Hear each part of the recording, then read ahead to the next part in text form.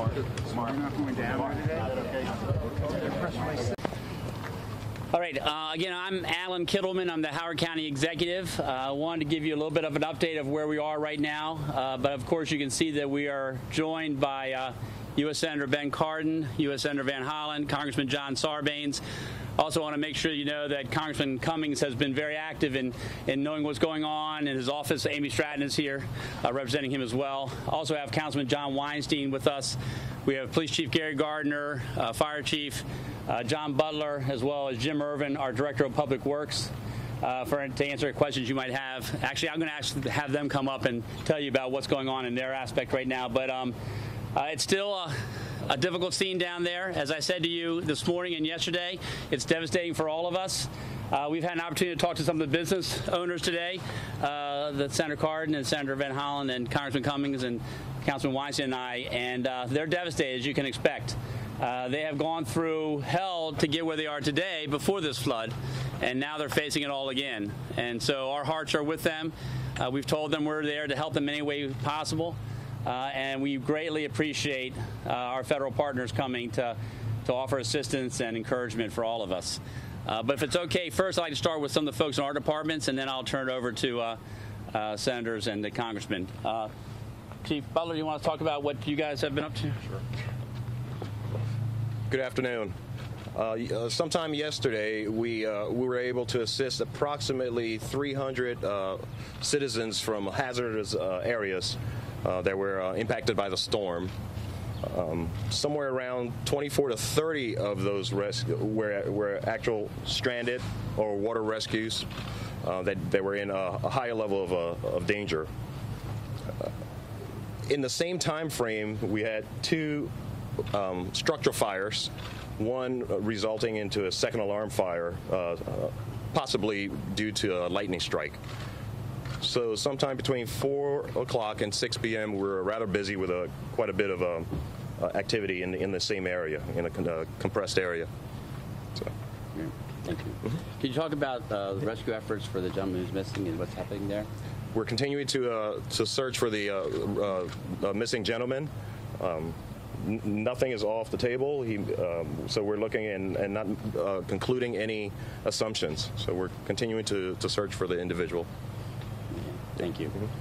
Can you tell us where you're focusing that search? So far, in the last 24 hours, we've done a cursory search of structures and vehicles, and that's the first round of searches. We're also bringing in quite a bit of resources, both human and also working dogs and canine, and also some technology. Also working to put into place an incident management team who will help coordinate and orchestrate the search and other activity. Do you have any more information on the circumstances that gentleman might be? Maybe Chief Gardner may have more information on that than I do. When you say technology, can you specify with regard to drones or anything like that? Everything's on the table, from drones, some waterborne technology, atmospheric, and sound technology as well. We're using everything right now that we have available to us. Okay. Okay. Chief Gardner, if you could, please, Chief Gardner. He wants that. Please speak up as you're talking. Yeah. Just an update for a couple of categories. First, the 911 center. We had about 1,100 calls that came into the center that we processed. That started around 4 p.m.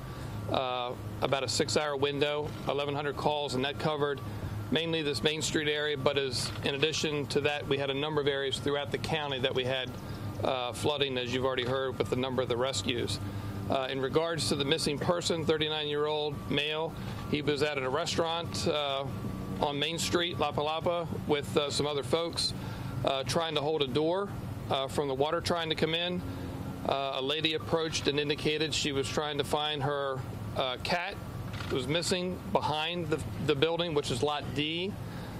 He, along with some other folks, went back to assist her, and unfortunately during that effort, they saw him go under the water and not surface. The other folks did make it back up to Main Street, and of course then we again aggressively tried to search for him, but we're unable to, and we're still continuing that search as we speak. In regards to safety and security, as you can see, we're in the process of securing this area as we did in 2016 with fencing. We've also being assisted by the Maryland State Police, who are providing that security along with Howard County. We will designate that area as a no-access zone, and that will continue until we provide credentialing for individuals to enter once we deem the area is safe to do so. So our main purpose at this point is preventing people from entering that scene and also protecting the assets that remain in some of those businesses. Is there an ETA on how long that process might take before you start issuing permits? No, it's not clear. We want to do that as soon as we can, but we want to make sure that we receive the go-ahead from our safety inspectors that everything is safe. We are allowing people to get credentialed this afternoon starting at 4 o'clock, but that's not to go in today. We'll have them go in when we know that the buildings are safe. Did you have a question? It sounds like your emergency teams did a tremendous job yesterday. Can you just describe the sort of danger that they put themselves in to rescue people? And secondly, were any of them wearing body-mounted cameras that may have captured what happened yesterday that you could release to the media? Well, certainly the majority of the rescues were conducted by Fire and Rescue. We had one officer right here on Lower Main Street that was monitoring and assisting people, getting them out of the area at the time. At that point, the water was about at his level of his knees. He went into a building on Lower Main Street to help a family prepare to evacuate, and at that time, the water quickly rose up to his chest, and he was carried down. He was grabbing onto things and was fortunate to grab the staircase that you see just prior to the train bridge, and he hung onto that, was able to climb up to the top step to safety, and then was reunited with some of the rescue folks. That was a Howard County police Howard County police officer. How long have you been with the department? Only a couple of years. Do you have any additional information about any additional injuries? It seems that despite the horrific damage downtown, injuries were pretty minor. As far as injuries, I mean, most of them were obviously were minor in nature, except for what we're dealing with now with the missing person. Was the officer on duty or off? He was down here. Initially, he was monitoring the level of the stream up above at Rogers Avenue and Main Street, and then he went to relieve another officer down below here at the bridge, and then he was navigating traffic, trying to get people out of the area and up to higher ground up here. And then when someone yelled from the side building that they needed some assistance in getting out and evacuated. Do you have a message for those officers that put themselves in harm's way yesterday? Well, certainly we're thankful, not just for the first responders, but there's also a lot of individuals who are down here that provided that same level of heroic activities of pulling people out, providing that security, getting them to higher ground, and moving them. Unfortunately, many of them had been here in 2016, and here they are again doing the exact same thing. And we saw a lot of heroic things from people in 2016, and we saw it again here in 2018, in addition to the first responders who responded down here to help. County Executive Kittleman, a bigger picture question here. Given what happened in 2016, do you think Ellicott City should have been better prepared for this? I think Ellicott City was as prepared as it could be. When you have a rain coming down as high as 8 inches or more over a certain period of time, terrible things happen. We found that out in 2016. You know, the people in Ellicott City are strong. They worked hard on their buildings to make it stronger. The people who own those buildings made them a lot stronger. But something like this is so devastatingly strong, it's just difficult to handle. So the people of Ellicott City are strong and resilient. I think that they've done nothing but everything that's in their power that they could do to improve themselves and their businesses. Right now, though, we're focusing on them and what we can do to help them and provide them with the services and resources they need. Before we continue, I want to have Director Irvin come up to talk about Public Works, if he could, and then I'll let the federal representatives. Good afternoon. Real loud. We're working on 2 ends of the city to clean the roads up, and also the parking lots, starting down here at Lower Main and also at the west end. We're going to work towards the middle. Hopefully, the main roads will be cleared off today. There's a mountain of dirt on the parking lots, and we're trying to remove that to get ready for the incident management team that's coming in. We're also working on some utility problems on College Avenue and Bonnie Branch. We have a major water main break, and we're trying to provide temporary service to the residents on College Avenue. We also have a sewer line that was washed out on Bonnie Branch, and we're trying to set up a temporary pump around to deal with that. So there's a lot of activity going on. As you can hear from the noise, it's pretty much nonstop.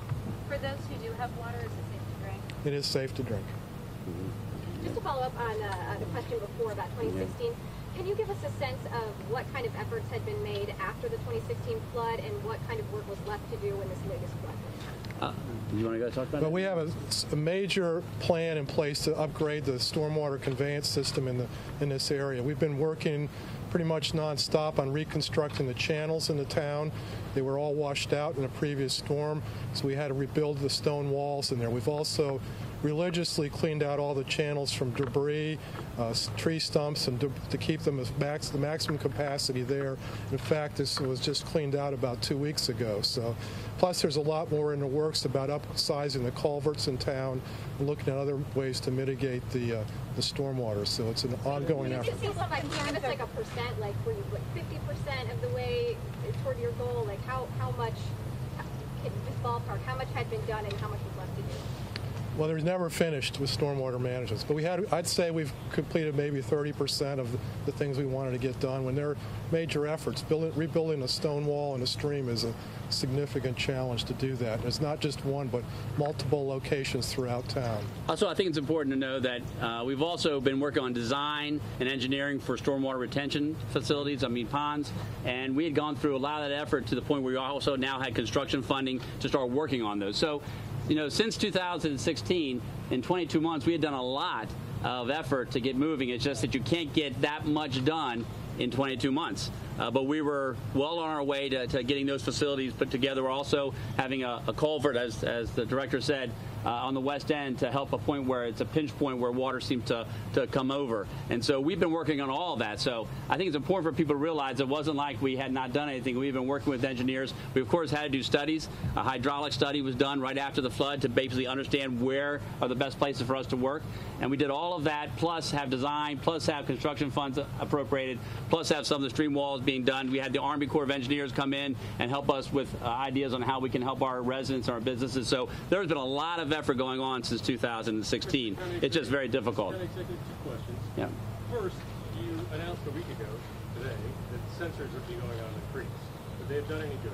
And number two, what should the business owners do?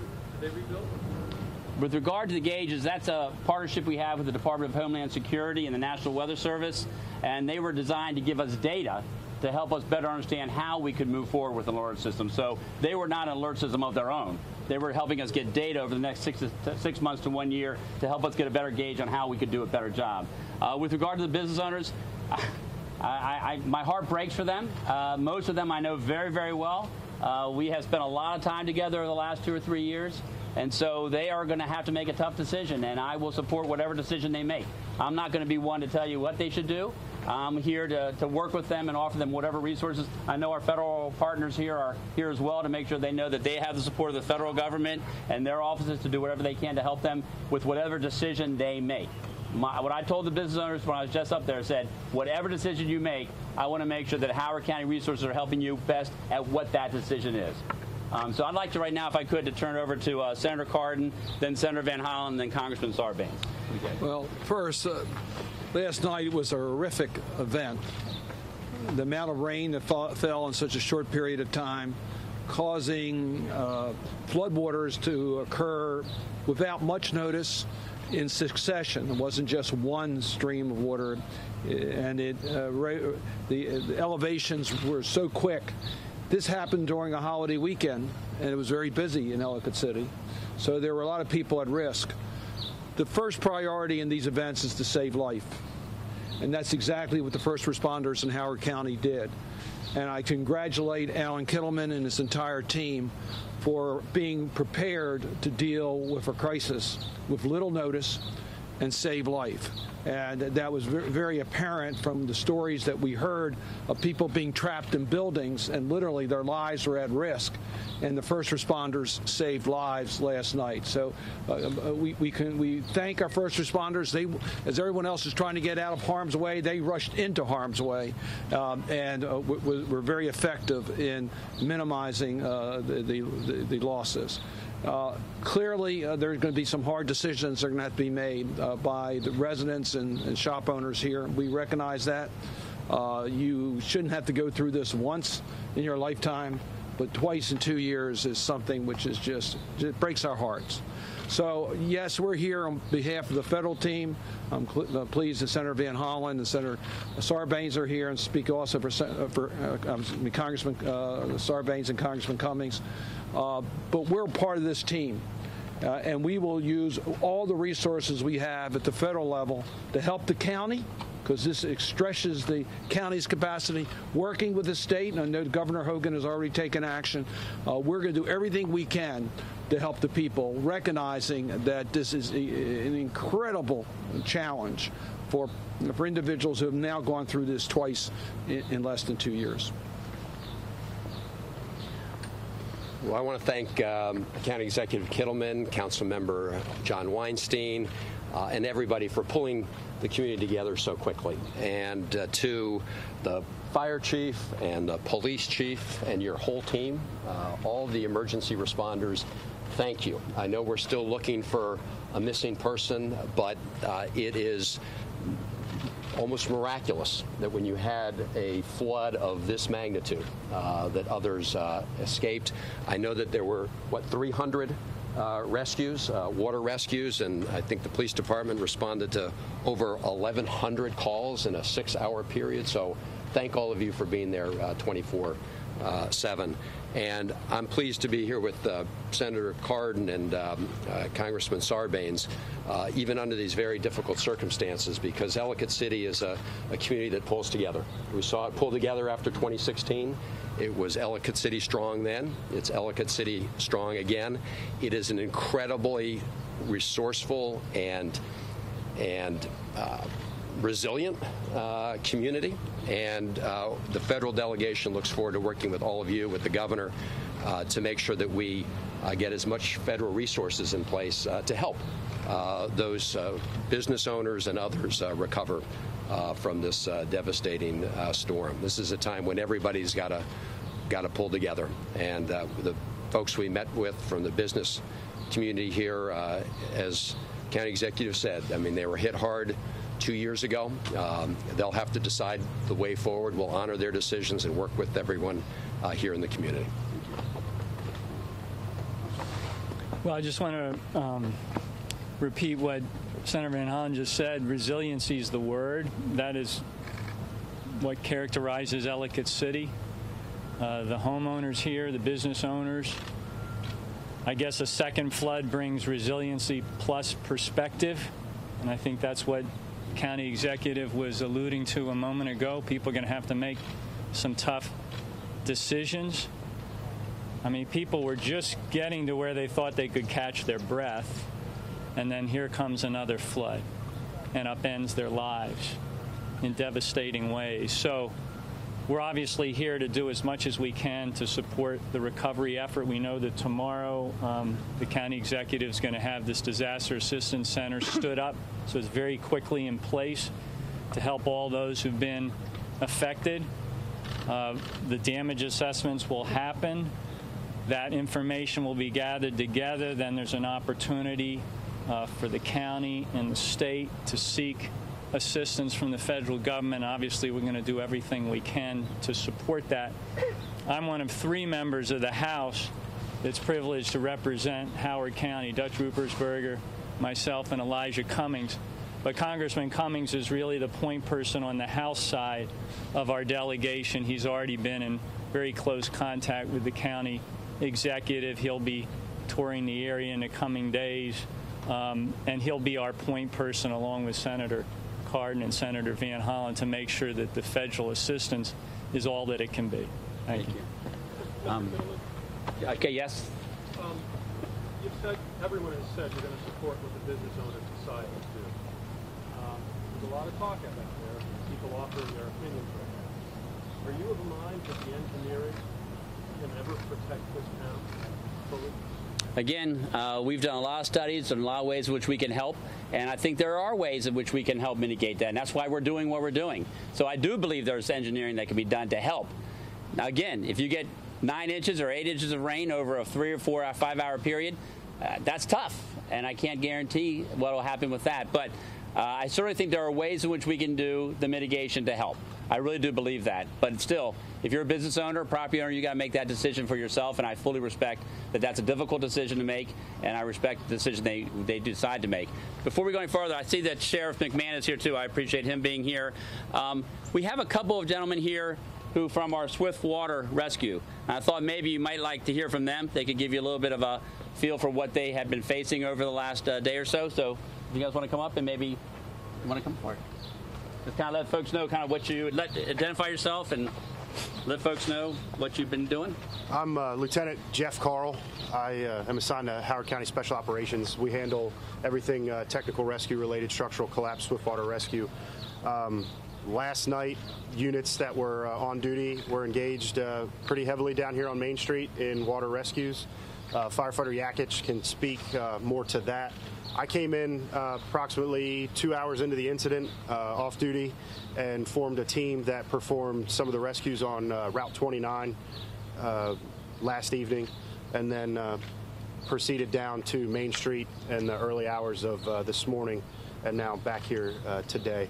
So as of today, we've got units down the river on both sides. We've also searched the river pretty extensively with human assets and cadaver dogs searching for victims and the missing person. So in that aspect of things, we're still in the active rescue mode with our personnel and assessing the structures and trying to get in and make sure everything is complete. Okay. What goes through your mind? Just a second, please. Okay. Let's have the one gentleman, then you can ask the question. Firefighter Dane Yakich. I'm also assigned to Special Operations. Tagging on to what Lieutenant Carl said, it was a pretty chaotic scene last night whenever we arrived on scene. Multiple people trapped, both in vehicles and in buildings, and they were obviously our first priority. So we were able to get them out of the buildings what we could. Others we had shelter in place, and then anybody who was in a vehicle was also a top priority to get out. So, okay. Why don't you both come forward? Did you get a question? Yeah, what goes through your mind as someone who is trying to perform a job, a duty to rescue people, but also someone who's seeing your town underwater? That's going to be a bit of a conflict inside. What was going through your head? I'm not speaking for the two of us. We both were actively involved in the 2016 incident down here as the night of as well as the days afterwards. I think for us, when the situation presents itself, we are trained well enough and are given the ability to get trained well enough that some of that stuff kind of gets set off to the side until afterwards. I know we were talking today, and it really is hard for us to be down here a second time seeing the same thing over again. It kind of brought back that deja vu type feeling last night and this morning when we were down here experiencing the same thing we did 22 months ago. So it's unfortunately, it's a very unfortunate thing, but I think the training that we've been given here in Howard County and beyond allows us to really get the task at hand completed. Is there anything that somebody said to you that stuck out after rescuing them or while they were rescuing you? Is there anything you remember that kind of really stuck with you? it's about time. Felt like we got there pretty quick. Yeah, we got a lot of thank yous. Everybody's very appreciative. So we're happy to be here and help out. Lieutenant, you said that you're still in a rescue mode. Is this operation still rescue oriented? Absolutely, yes. We're still very actively searching down. Unfortunately, in the dark with high water last night, it makes it extremely difficult to search down the river. So the utilization of the daylight today really allows us to get a better idea of what we're dealing with. And as you can see, some of the equipment we're carrying are GPS. So as we come across things, we mark it, and it allows our higher-ups to be able to prioritize what we're going to do next as the days progress here. expand on the deja vu? What were you really thinking? We're here again. Hard to explain. When you see the destruction that's down there, and most of us were either actively engaged in rescues last time or assessing structures for damage. So to be in some of the same buildings, 2 years later, doing the same exact thing, seeing the same exact damage, makes it a little bit difficult. It feels bad. We all like the county we work for and enjoy being able to have this nice Main Street. So, yeah. Does the preliminary assessment of how this flood actually occurred match with your hydraulic assessment of the last flood? I mean, was it, from what you understand, a similar event? He was saying a lot of the damage appeared to be the same. We don't have that information yet. We haven't had an opportunity to do all that. I haven't talked to our engineers on that. All I can tell you is the devastation is as bad, or if I think actually worse than it was in 2016. And there's some areas that are hit that maybe were not hit before. So we'll be looking at all of that. But I want to, before we finish off, I'm going to have actually Councilman John Weinstein come up and say a couple words. But I just want to tell you how important it is to have our federal representatives here. I mean, this is a team effort. They were very involved with us in 2016. They helped us to get the FEMA relief that we needed in 2016. And so it's very important that they're here with us today. So I want to make sure everyone understands how much it means to me and to everyone else in Ellicott City that they've taken the time to be here and to come in and see what's going on, to hear from us what's happening on the ground, and to ask us what can they do to help us. That's the first thing we heard. Let me piggyback right off of his question. Sorry to interrupt real quick. Some neighbors are pretty critical online right now, saying that the zoning board has failed the local community, that the recent developments and housing developments north of Main Street, above the hill, have created so much concrete that there's no room for the water to go, and that the sewer drains and the water drainage is going right down to Main Street, so much that somebody called it a high-speed roller coaster for the water to ride to town. What's your response to those critics? We have plenty of time to address those issues. Right now we're talking about people's lives and making sure that people have what they need, the resources they need to handle what they're dealing with right now. We can talk about that later, and there's a lot of things I can talk about that, but I don't think that's the time to do it. Right now we're dealing with a gentleman who's missing, making sure that we do everything we can to find that individual, and also try to make sure that these other folks who have had their lives torn apart have the resources and services they need. We have time to discuss that later, but I want to turn it over to Councilman Weinstein. While we have the senators here, can you speak to FEMA's capability to address what seems to be the increasing prevalence of events like this, not just here but around the country? I mean, can FEMA handle it? Well, if FEMA acts in a lot of different ways. We expect that Governor Hogan will be requesting a declaration from the president on an emergency situation. FEMA can come in and help deal with the costs that have been involved by the county. But they also look at mitigation, and there are different programs available to work on mitigation issues. I wish we had a larger infrastructure program at the national level to deal with these issues. But our captain on this is going to be the county executive. And we look forward to working with him. We will use every tool we have at disposal, including those from FEMA and many other agencies. We have transportation, we have environment, we have a lot of different agencies that have programs, and we will be working with the county exec, taking direction from his leadership as to what the residents and business owners desire moving forward, and we will provide a robust federal partnership. The only thing I would add is here, FEMA reached out immediately to the county executive, asked if they could support them in the immediate rescue efforts. In this case, between the county team and the state teams, they had sufficient personnel for the immediate rescue. So FEMA's main role will be if the governor declares it a federal emergency, which we expect he will.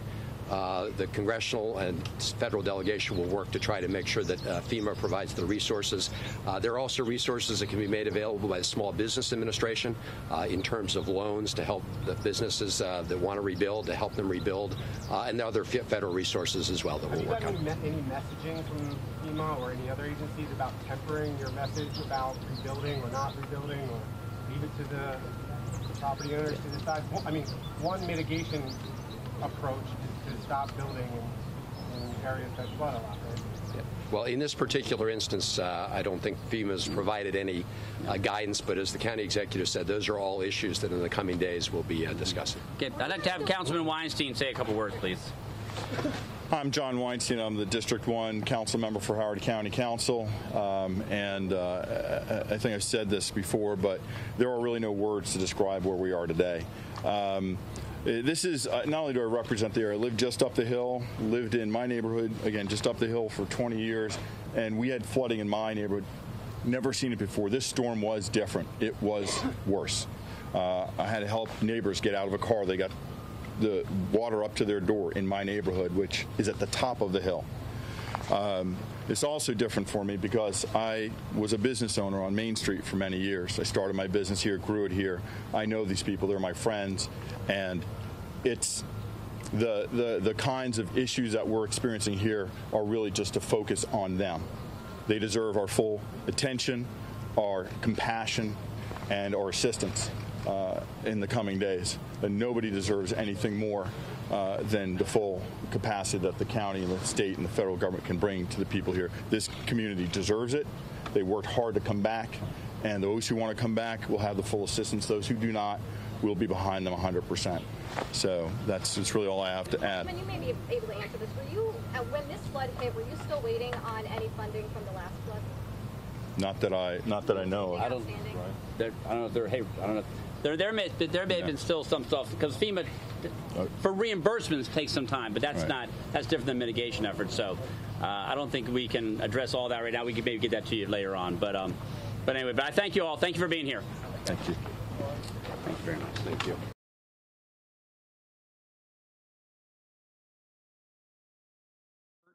Russell Barnett. David Reginald Bowder. David Thomas Dinan III. Charles Bernard Goodwin. Donald Joe Hall. Roosevelt Hessel Jr. Robert Edwin Holton. John Alexander House II. John Dewey Killen III. Glenn Lionel Runnels Jr. William Cornelius Ryan Jr. Martin Ronald Scott. Joseph Stanley Smith. Daniel Wayne Thomas. And James Blair White. Now for our invocation. Rabbi Arnold Resnick is no stranger to this site and to the podium at which I stand. He served in Vietnam and then spent 25 years as a Navy chaplain. He gave the closing prayer right here at the dedication of the Vietnam Veterans Memorial in 1982, and again at the 25th anniversary ceremony in 2017. Please welcome Rabbi Arnold Resnikoff.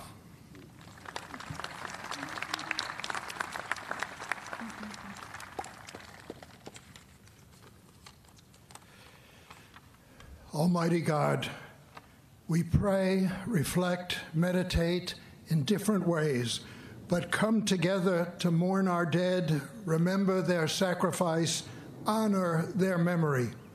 150 years ago, almost to the day after the Civil War, America created Decoration Day, a time to visit graves of our war dead, decorate them with flags and flowers. Time passed, new wars were fought, many graves now too far to visit, across the seas or even in the ocean deep. Some bodies destroyed by ever more powerful weapons of war had no graves at all. So Decoration Day became Memorial Day, a time not just to decorate graves, but to commemorate lives and to consecrate sacrifice, heroism, loss through the stories we tell and the lives that we lead. Today, as we remember those whose names are on this wall, along with all who perished fighting America's wars, let us recall the words of Archibald MacLeish in his poem, The Young Dead Soldiers. They say, whether our lives and our deaths were for peace and a new hope, or for nothing, we cannot say. It is you who must say this. We leave you our deaths. Give them their meaning. We were young, they say. We have died. Remember us. God, on this Memorial Day, we mourn, remember, and honor our fallen. May their sacrifice help us build a world where we finally beat our swords into plowshares and war will be no more. And may we join together and say, Amen.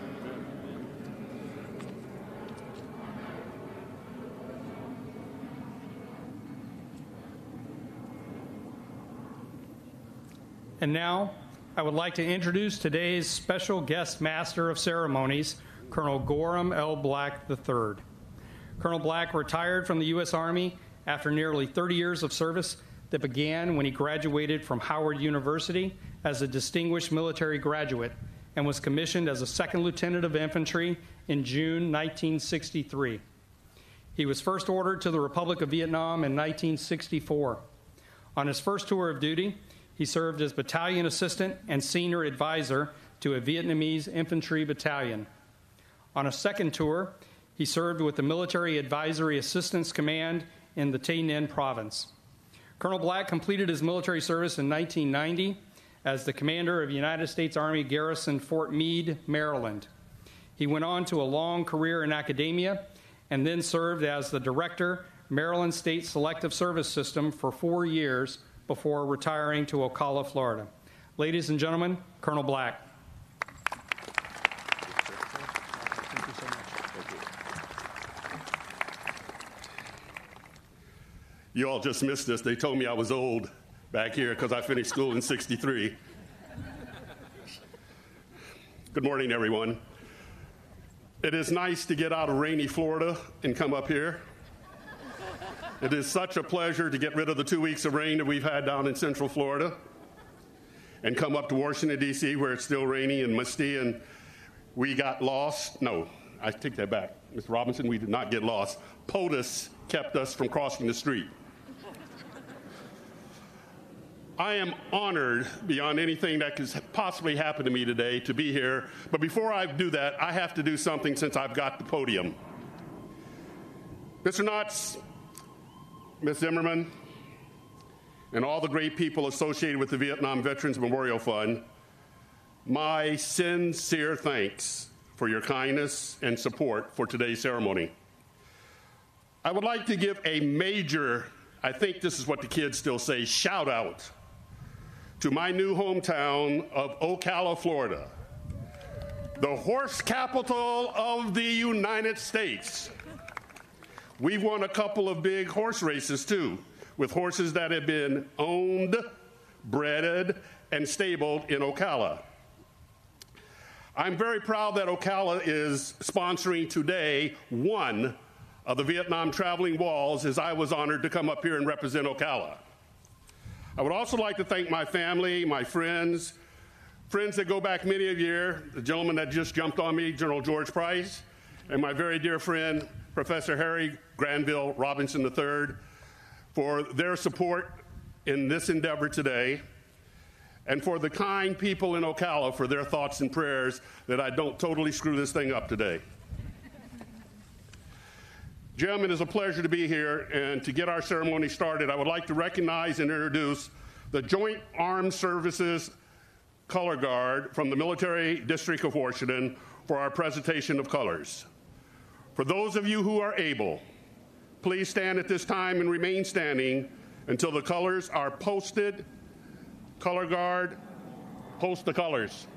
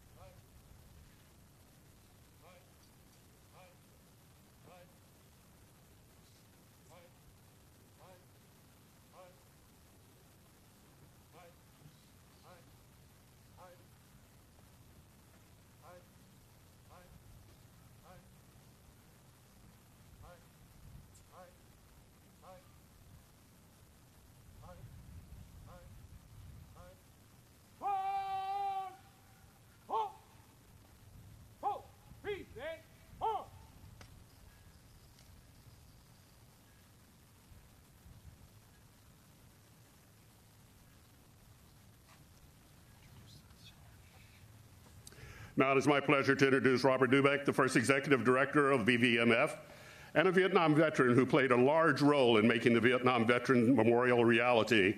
Please welcome Bob to lead us in our Pledge of Allegiance.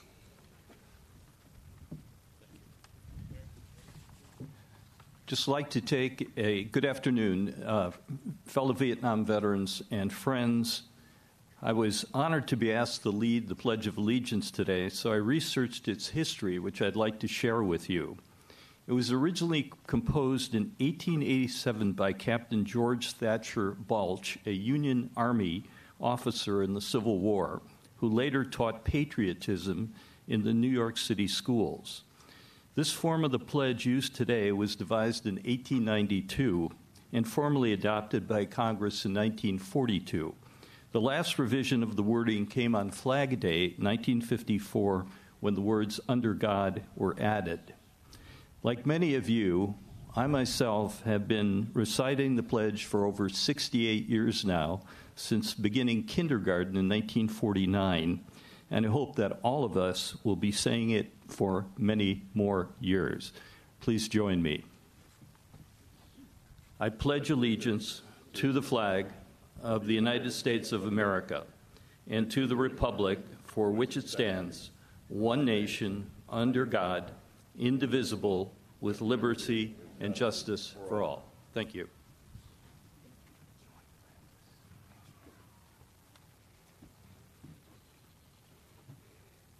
Color Guard, retire the colors.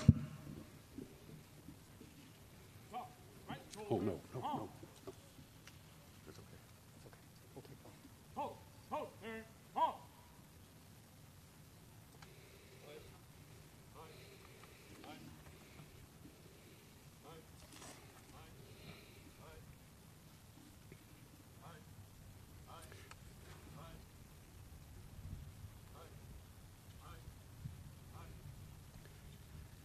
If you were here early, you enjoyed some of Rocky Lynn's music. Now please welcome him back to the stage to sing our national anthem. Oh, say, can you see by the dawn's early light what so proudly we hailed at the twilight's last gleaming, whose broad stripes and bright stars through the perilous fight o'er the ramparts we watched were so gallantly streaming, and the rockets' red glare, the bombs bursting in air, gave proof through the night that our flag was still there. Oh, say does that star-spangled banner yet wave o'er the land of the free and the home of the brave.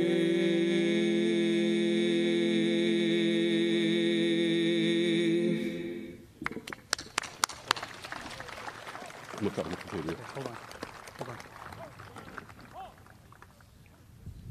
We got it.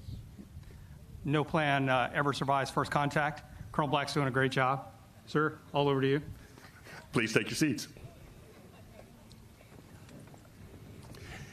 Each year, VVMF holds a ceremony in partnership with the National Park Service. And at this time, I would like to welcome Patricia Trapp, the acting superintendent of the National Mall and Memorial Parks. Madam Superintendent.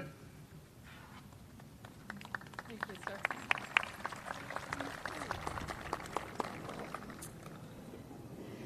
Good morning and welcome to your National Park Service.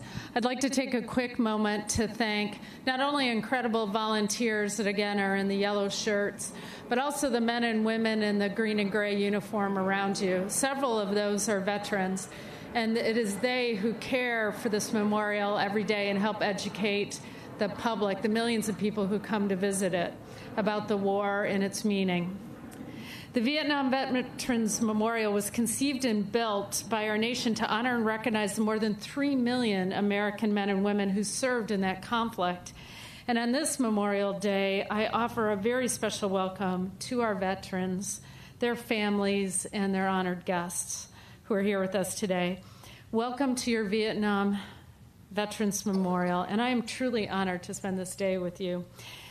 As I said, the National Park Service cares for the Vietnam Veterans Memorial as part of the National Memorial Parks, one of more than 400 National Park Service areas across the country that include 85 battlefields, military parks, and monuments dedicated to those who have served, defended, and died for our country. The Vietnam Veterans Memorial is really unique among them, in part in that it continues to be a living, interactive memorial. The price of freedom is reflected not only in the names etched on the black stone of this memorial, but also in the mementos left. Many Americans to this day come to this memorial to honor their friends, their relatives, and even those they never met who served in Vietnam by leaving flowers, ribbons, medals, handwritten notes, prayers, and other remembrances at the base of this wall. Etched on this wall are the names of 58,318 men and women who made the supreme sacrifice in service to their country, to our country. Each and every one of them is an American hero.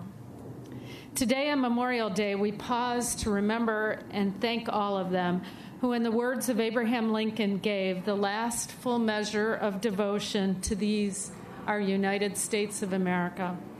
The blessings we enjoy as a free people were shaped by the great Americans whose names are listed on this wall. And because of their courage, their sacrifice, America endures. Thank you, and I'm honored to be here today.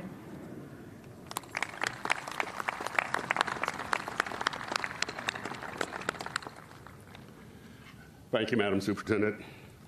I would now like to introduce Marcia Genzer-Stevens, who will speak on behalf of the Vietnam Women's Memorial.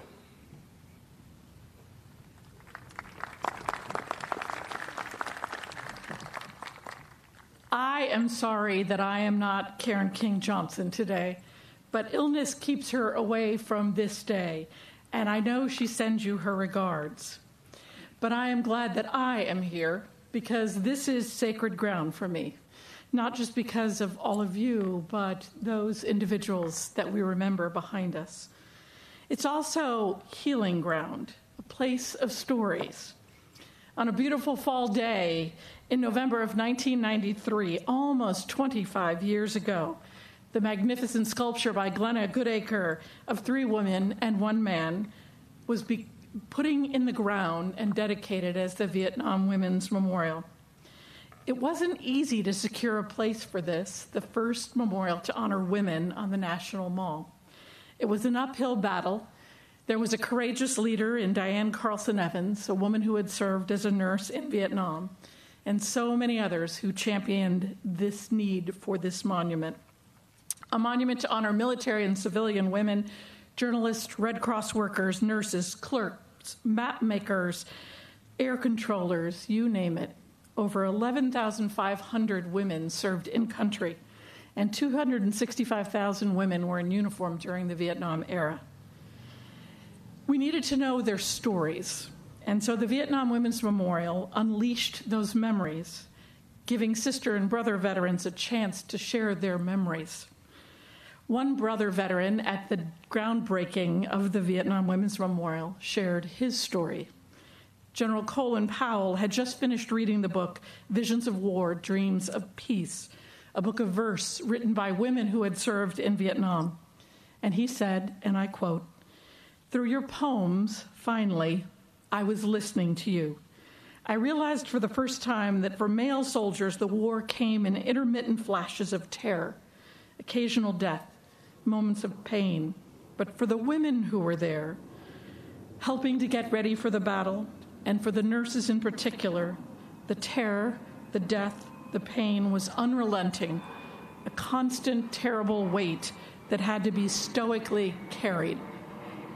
He added, "How much of your heart did you leave there?" There's something about the Vietnam Women's Memorial that gives us all the courage to speak of healing, of history, of hope, of loss, of bravery, of friendship. For 22 years, every Memorial and Veterans Day, we have hosted storytelling at the Vietnam Women's Memorial. And we have heard women and men bear witness with their supporters and family and children there to be inspired. People like Colonel Jane Carson, who was a head nurse on a unit when Sharon Lane was killed, sharing the memories of that and more. Or Linda Van Deventer, who came the very first time we did storytelling, close to the end of her life, to read from her book, Home Before Morning. Or Emily Strange, the irreverent, creative Red Cross worker and poet, who came again and again to share with us her writings. The flight attendant from World Airways, remembering flying some of you in and some of you home. Children who lost their fathers and brothers in Vietnam. Nurses and the men they treated coming together to speak. Songwriters and poets and playwrights. Friends from Rolling Thunder and dust-off pilots and medics. Our Native American brothers and sisters doing pipe ceremonies for those lost in Vietnam and those in more recent conflicts. The stories of friendship were rekindled after war, none better than Colonel Doug Moore re-meeting his old Donut Dolly friend, only to fall in love and get married. It has been a place of miracles, none more beautiful than in 2005. On Memorial Day, Alan Ho came from Hawaii to speak here at this wall and at storytelling. He wore a button with his son on it. His son had been killed that same year in Iraq, a young captain, Nainoa. Also invited to storytelling that year were two chief trauma nurses, having served in Iraq. One of them said to us, "Is that young man's last name Ho?" And we said yes. Paula Coughlin was with Nainoa in his final hours in Iraq. And serendipity or fate or faith brought her to meet his dad. These stories are etched in our heart. On November 10th and 11th, we will celebrate 25 years of the Vietnam Women's Memorial. On the evening of the 10th at 6 o'clock, we'll join for candle lighting. And the following day on the 11th, we'll start storytelling again at 9 o'clock, concluding at noon, and then have a wonderful ceremony here at the wall. And at 2 o'clock, we'll take a homecoming picture over by the memorial for all those who served. It will be a time of reunion. We've got a lot of years to catch up on. At the very first storytelling 22 years ago, Linda Van Deventer read from one of her poems, and I close with it. It is entitled Making Friends. 20 years since my life was changed, 20 years of making a friend with death, knowing it, respecting it, wishing for it at times, fighting with it as friends sometimes do. But the nightmares of war have faded, and I've healed. My dreams are now of peace, peace of mind, peace of heart, and hoping for peace on earth. It's time I made a friend of life. God bless you all, and thank you for sharing your stories.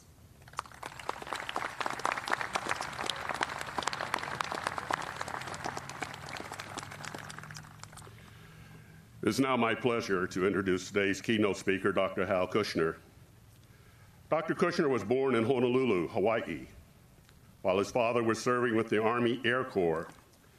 He was 6 months old when Pearl Harbor was bombed by the Japanese on 7 December 1941. He was raised in Danville, Virginia, where he graduated from high school in 1958 and went on to the University of North Carolina in Chapel Hill. He received his medical degree from the Medical College of Virginia in Richmond in 1966. Dr. Kushner entered the United States Army while a medical student in 1965. He served his internship at Tripler Army Medical Center, also located in Hawaii, and received aviation medical training from deploying to Vietnam in August 1967 as a flight surgeon. Dr. Kushner served with the 1st Squadron, 9th U.S. Cavalry, 1st Air Cavalry Division in Vietnam. He was captured on the 2nd of December, 1967, west of Tam Kỳ, South Vietnam, and was released to American control in Hanoi on 16 March 1973. He remained on active duty in the United States Army until 1977 and was an Army Reserve officer from 1977 to 1986 when he retired with the rank of colonel. Ladies and gentlemen, it is a distinct pleasure and a high honor to welcome Dr. Hal Kirchner.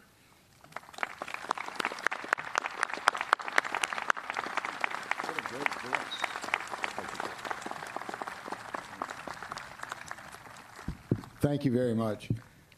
I wish I had that voice. Good afternoon, General McNair, General Williamson, Colonel Black, Mr. Knotts, my family, Sharon, Debbie, Maddie, and Gail. Thank you so much for being here, and particularly you Gold Star parents. We're all so grateful for your sacrifice. Thank you, Jim Knotts and the Vietnam Veterans Memorial Fund for allowing me this singular honor. I am humbled and privileged to be able to speak on this sacred day at this sacred place where we honor our fallen, and particularly those from the Vietnam War.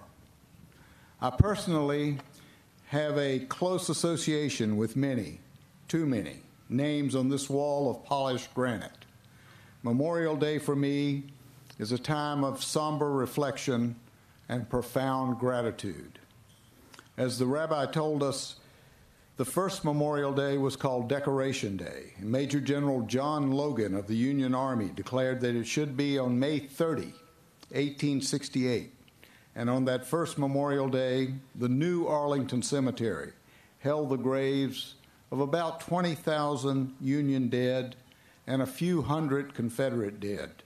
And the Custis Lee Mansion, which had been owned by Confederate General Robert E. Lee and his wife, who was the step-great-granddaughter of George Washington, was solemnly bedecked with black mourning crepe.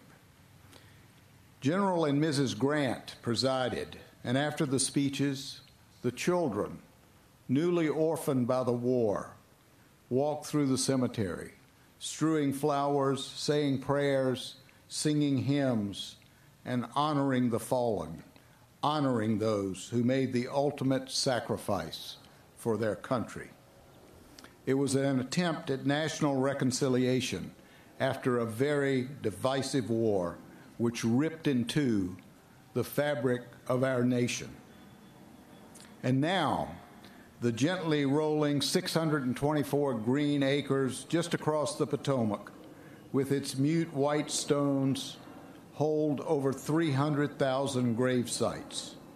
Many of those grave sites enshrine the fallen from our conflict in Vietnam, which this wall behind me commemorates. In our time, the Vietnam War was a terribly divisive conflict, which became more acrimonious and disruptive the longer it went on, and it went on for a very long time, almost 3 times as long as our Civil War. The Vietnam War was unique in our history in that many Americans who were against the war focused their anger on those in the military who had answered the call of their government and gone halfway around the world to fight and die in jungles and swamps and rice paddies in what became an increasingly unpopular cause. Have we finally learned in the last 50 years that the military's mission is to execute policy, not to make it, and soldiers don't get to choose their wars? I went to Vietnam on a United Airlines contract flight as a 26-year-old doctor in starched khakis. I left Vietnam as a 33-year-old in POW clothes who hadn't seen his family in 6 years, but had seen unspeakable horrors and suffering. I served with many soldiers whose names are etched into this wall, and 10 of those 10, I held their heads in my hands as they passed to the other side. These are the men who died in my arms in terrible conditions in a POW camp. Francis Cannon, Panel 33E, Line 80. Richard Williams, Panel 43W, Line 32. Robert Sherman, Panel 22 East, Line 59.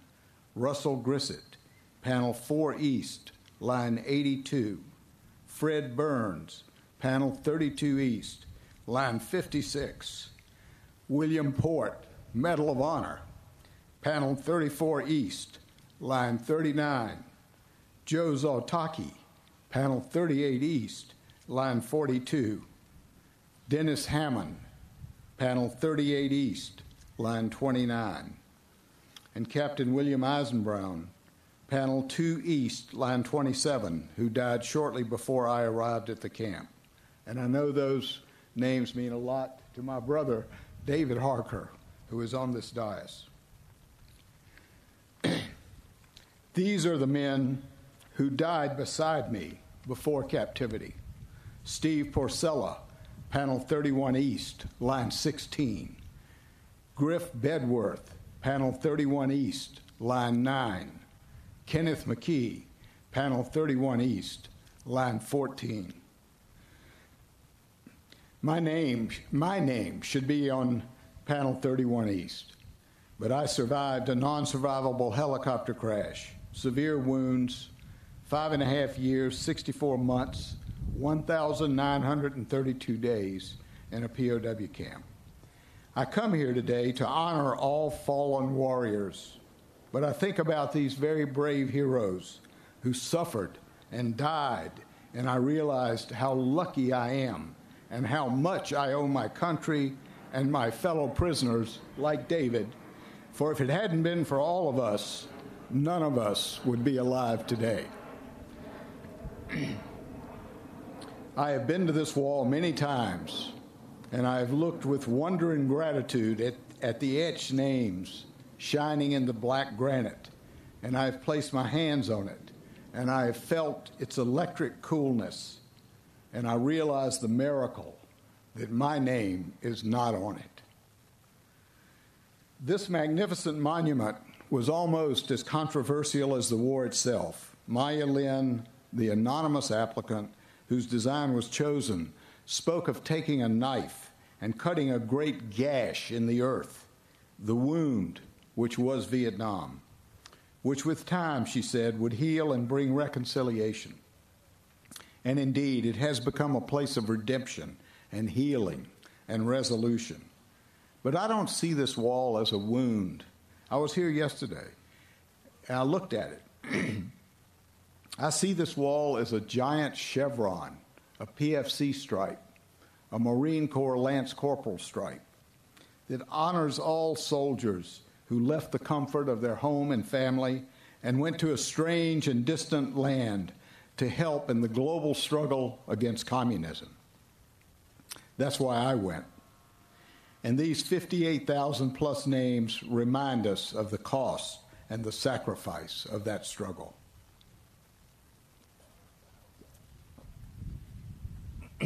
I went to Vietnam in 1967, and I was assigned as flight surgeon for a very famous unit, the mighty 1st Squadron 9th Cavalry, which was involved in daily combat. I replaced Captain Carl Schnepp, killed in action April 67, Panel 18 East, Line 36. Excuse me. Each day, my medics went out on operations, and they returned with those gray-green body bags and wounded soldiers whom we treated and or evacuated. And we received enemy POWs, which we treated just like our own, and evacuated them to more advanced facilities if required. Too many of our medics were killed or wounded badly enough to be evacuated from the theater. 3 days after a helicopter crash in which I was the only survivor, but very seriously injured, I was captured by the Viet Cong, I was shot, I was tied up, I was marched barefoot for over 30 days to a POW camp in the jungle where we lived for 3.5 years. Most of the time we had nothing. No shoes, no clothes, no medicine, no blankets, no tobacco, no soap, no toothpaste, and very little food. And it was cold. It was very cold. It was in the mountains. We were shackled, beaten, and starved. We suffered. Half of us died. The enemy attempted to separate us by race and indoctrinate us differently. They gave up on that early. We were Americans, and we stuck together. We slept on the same bamboo pallet, as much as 20 men, and we were sick together. We nursed, and we cleaned each other. We got no letters, no Red Cross packages. We got nothing. We had one book for a while, a Catholic missal that was issued by the United States Marine Corps, from which the enemy had torn out the first 2 pages, the one with the picture of the American flag on page 1 and the first stanza of the Star-Spangled Banner on the second page. When a man died, we wrapped him in bamboo. We dug his grave. We buried him. We eulogized him. We marked his grave with bamboo and rocks. And I can report to you today that thanks to JPAC, the Joint POW-MIA Accounting Command, every single one of our dead brothers has been repatriated, where they lie in the shadow of their families, in the soil of their country, where they belong. I remember each one of them, and I remember the prayers we said over their graves. And the mystic chords of memory which President Lincoln spoke about are not mystic at all. They are real, and they are strong, and they never go away. After 3.5 years in the jungle and 13 deaths, we walked 540 miles to North Vietnam. We walked to jail. We spent 2 more years in a cruel jail. In the summer, we roasted. In the winter, we were cold and damp. We had a thin pumpkin soup, bread, a little piece of bread, and 2 cups of water twice a day. We were 6 to a room. We had a bucket for a latrine, and we were forbidden from speaking to anyone not in the room. Finally, after the B-52 bombing of Hanoi, Operation Linebacker 2, the peace was signed on 27 January 1973. I left Hanoi on the 16th of March. I returned to American control.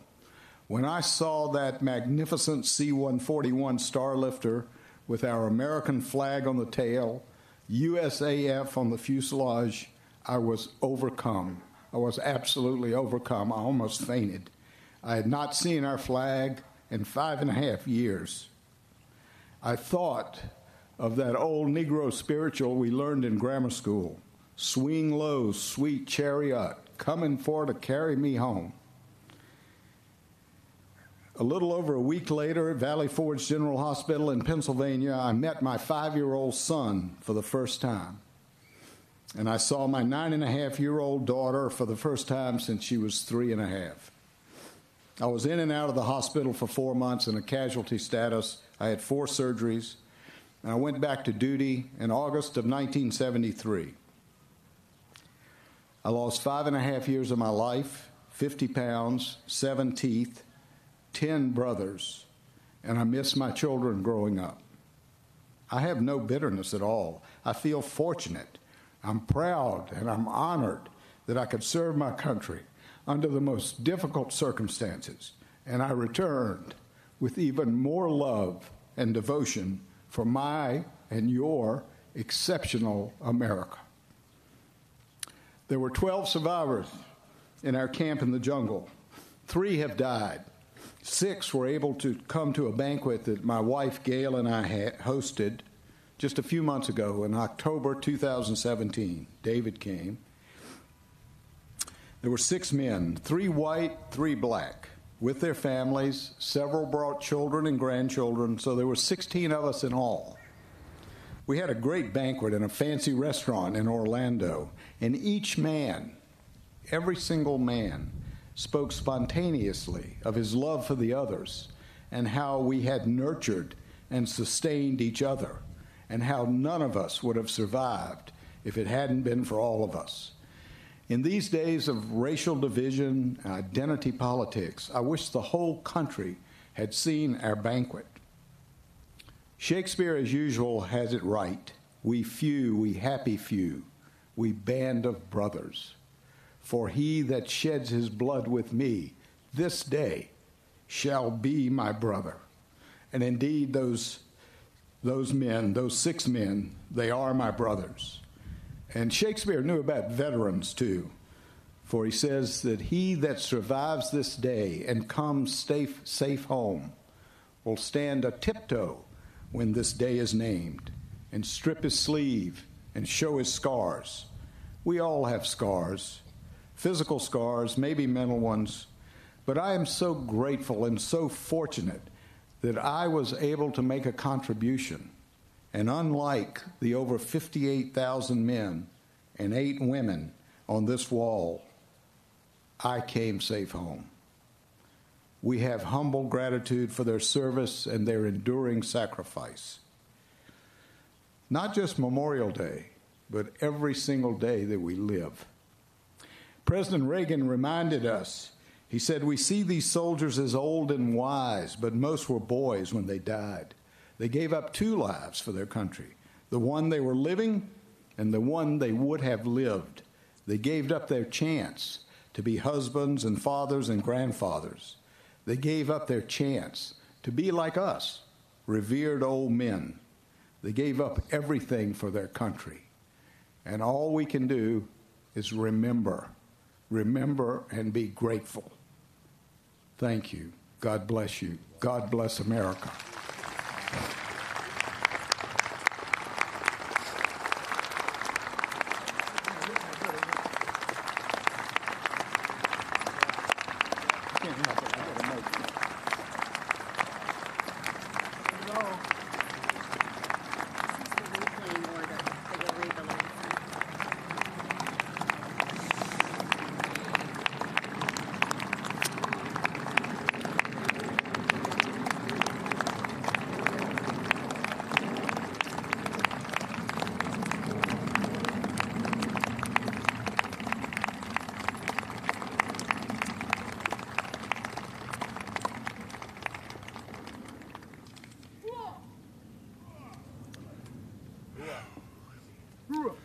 Who may not be enough.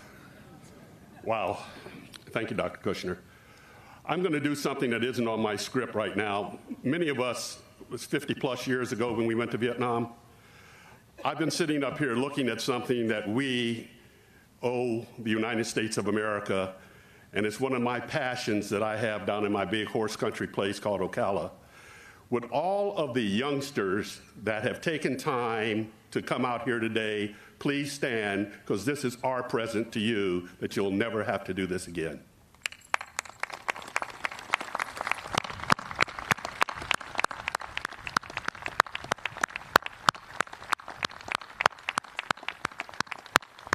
Thank you. Whoa. Mercy. I'd like to ask now for those that are laying wreaths today to please come forward.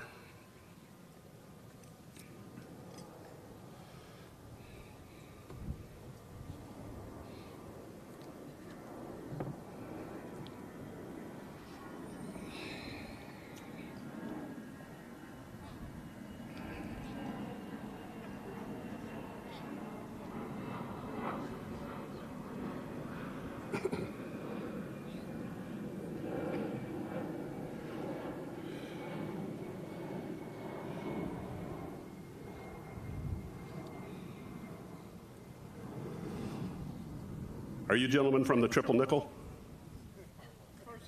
First Cav, okay. Oh my goodness. I'm not going to start with her.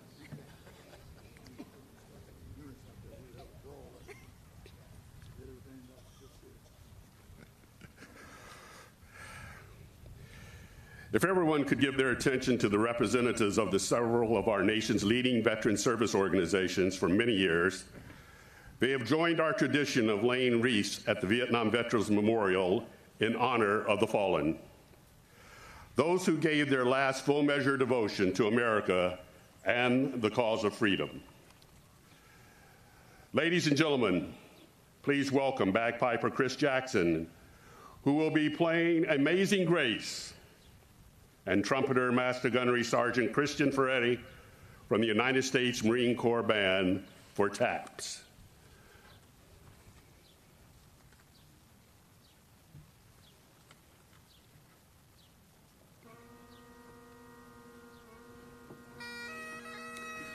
Stand as you are able as the wreaths are laid.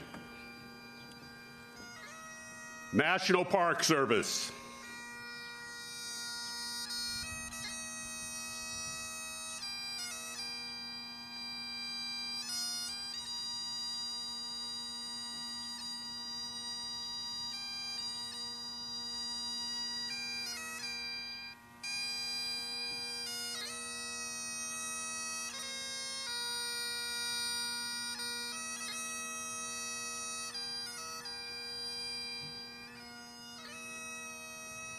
Vietnam Veterans Memorial Fund.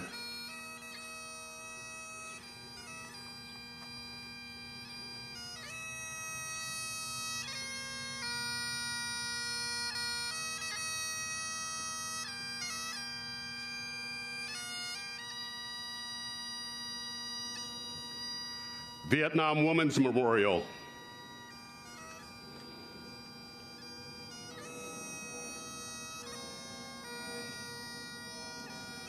Gold Star Wives of America.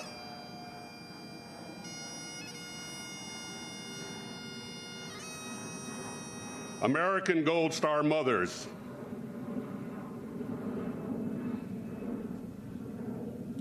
Eight o'clock, 9 o'clock, PTSD class, Washington, D.C., CMAC.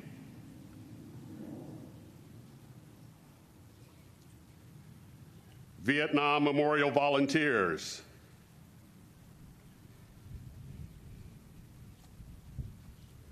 Military Order of the Purple Heart.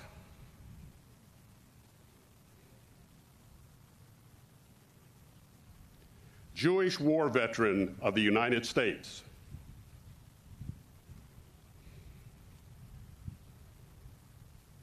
Intruder Association.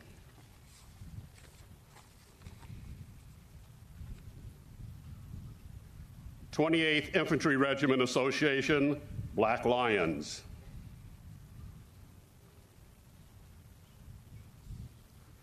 Fifth Battalion, 7th Cavalry Association.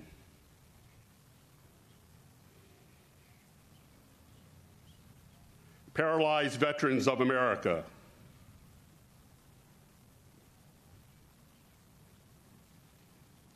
Scottish American Military Society.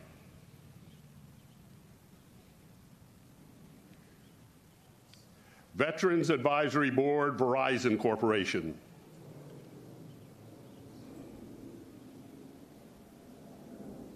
The American Legion. Vietnam Veterans of America.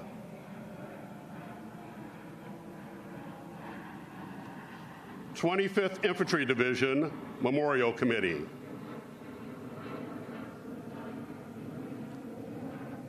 Associates of Vietnam Veterans of America.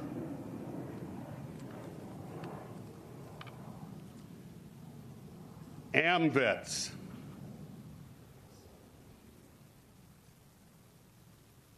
Disabled American Veterans.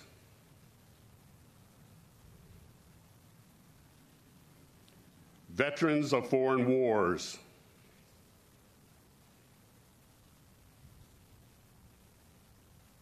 Sons and Daughters in Touch.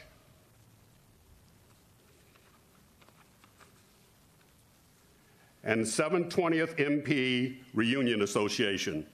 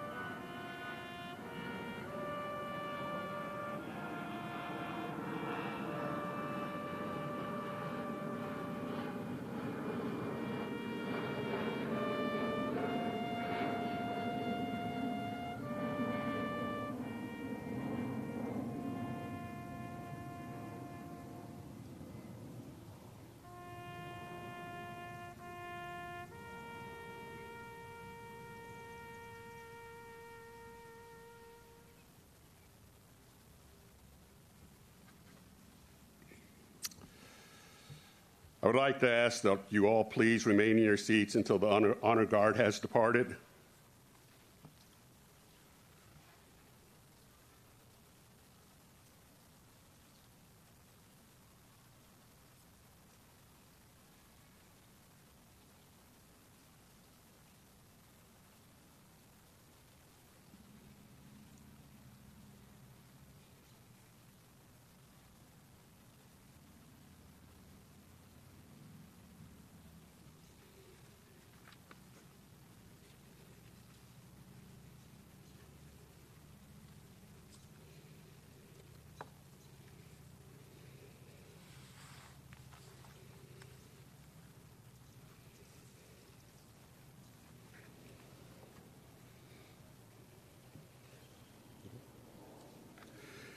In closing, we beat the rain.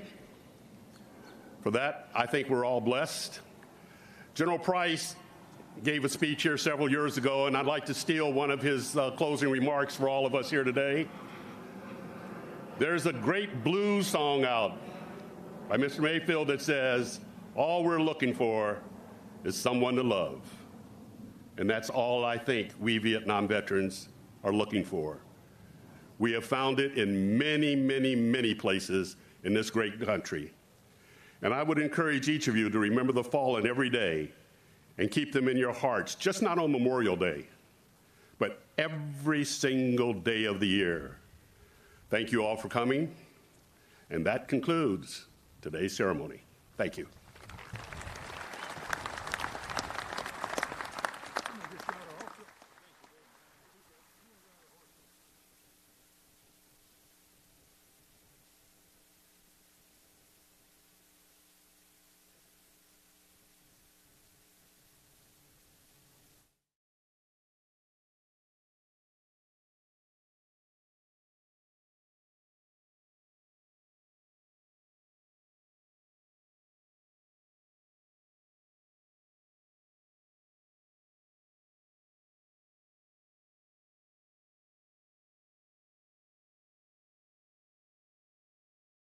Of military service. But my family and the members of the American World War II Orphans Network, AWON, and the families of the more than 1,200,000 men and women who have died during our nation's wars already knew that. For my mother, that harsh statement became personal on November 3rd, 1945, months after the war in Europe had ended, when my father, delivering the paperwork that would begin the process of sending men in his unit, including himself, back home, was killed when the Jeep he was in collided with a truck. Life isn't fair.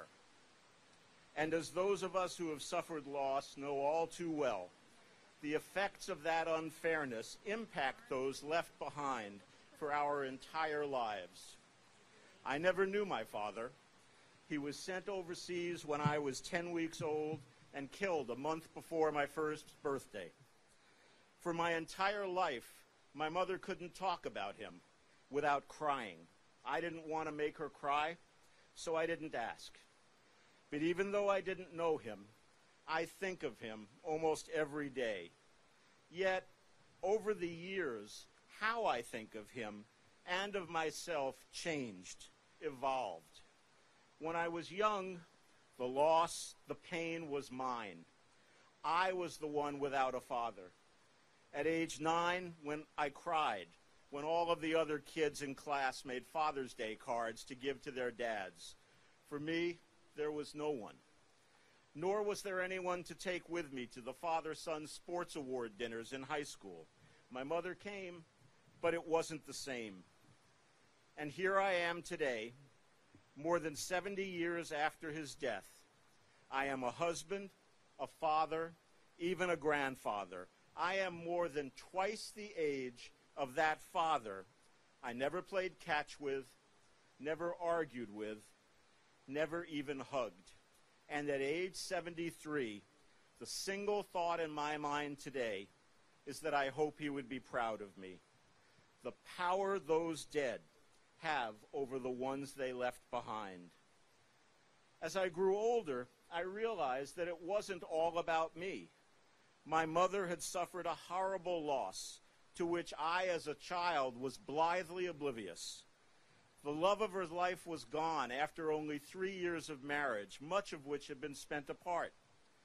She could never bring herself to visit his grave at the Netherland-American Cemetery in Margraten, Holland. Although she never told me this directly, I know that somewhere deep inside her she held out the hope that one day there would be a knock at the door and she would learn it had all been a big mistake. Seeing my father's grave would make it real and would destroy that dream. What I never told her was that although I didn't understand it at the time, I had the same dream. A knock at the door one night while I was in bed, and then my mother and a man I had never seen before came into my room, and he held me, and I felt safe. She never remarried. She mourned him until the day she died, but she persevered, and she raised me. I never thought of it until recently, but she, like hundreds of thousands of others, was a single mom before that term was invented. And like all single moms or dads, she had to play the role of both parents. There was no job training for that, just instinct and luck. And now, as I transition to the latter stages of my life and think back on it, I realize that the greatest loss of all was not mine, not even my mother's. It was his. True, he was part of one of the greatest achievements of our republic, a citizen army consisting of volunteers and draftees from all regions and segments of America. They took on and defeated the best the enemy had to offer and saved Western civilization in the process. And I am sure he would have been proud of that, and probably would have been both embarrassed and pleased when people told him he was part of the greatest generation. But he had dreams for when he returned. He had worked his way through college to become a certified public accountant. He had a good job. He had parents who relied on him. He had a wife, and he even had an 11-month-old baby who was supposed to be the first, not the only. His whole future was ahead of him until November 3rd, 1945, when his future stopped. What would he have become? What would he have accomplished? Would he have been a success or a failure? Happily married with more children or bitter and divorced? He and the 1,200,000 other servicemen and women who have died during our nation's wars never had the chance to live out their future.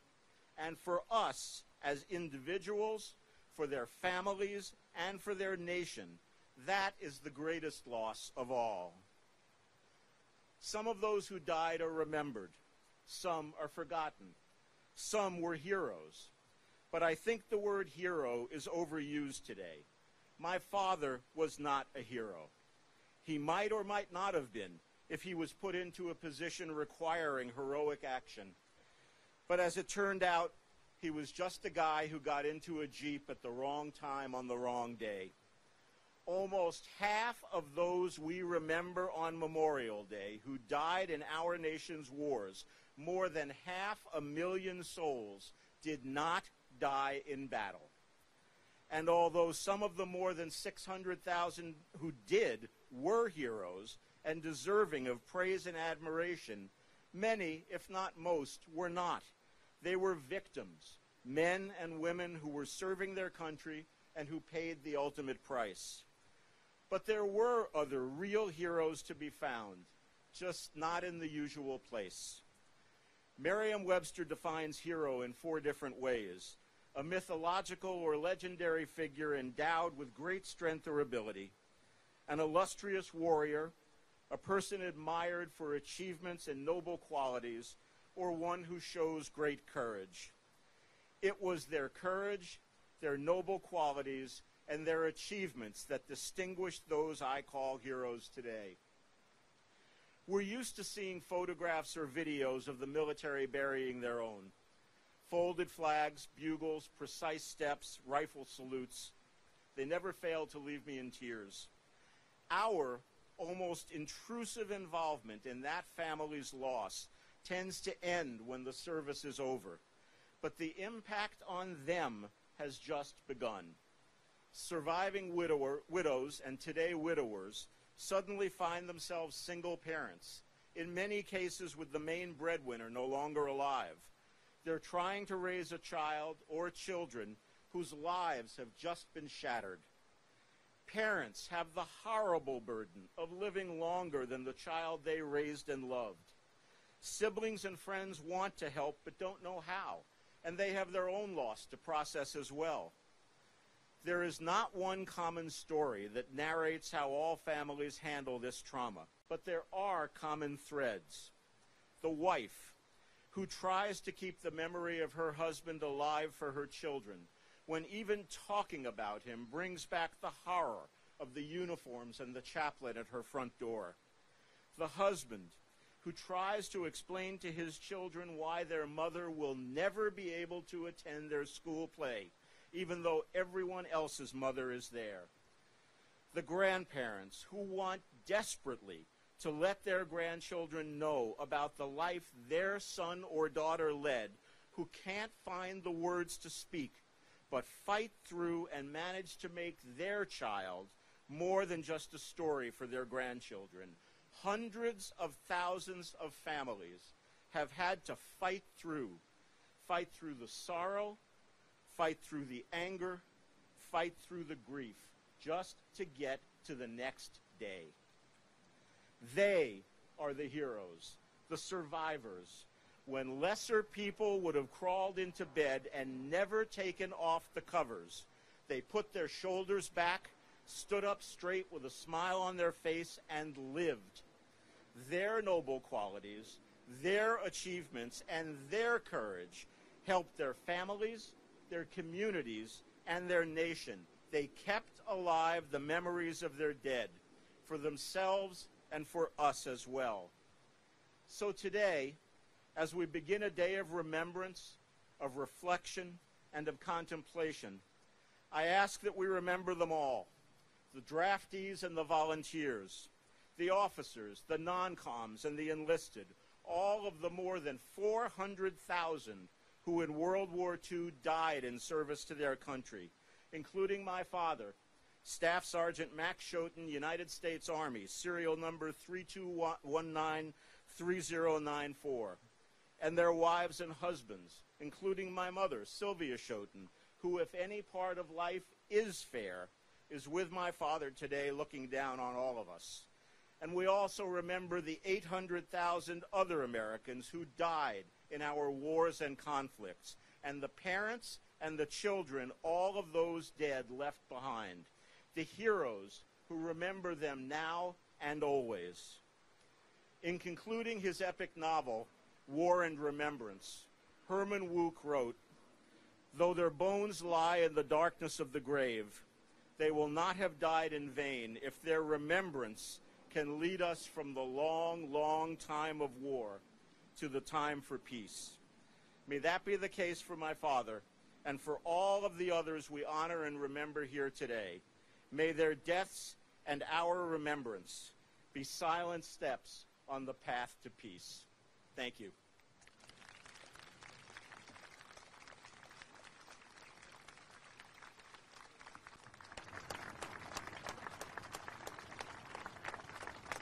Ladies and gentlemen, please remain seated while we prepare for the official wreath-laying presentations at the Freedom Wall.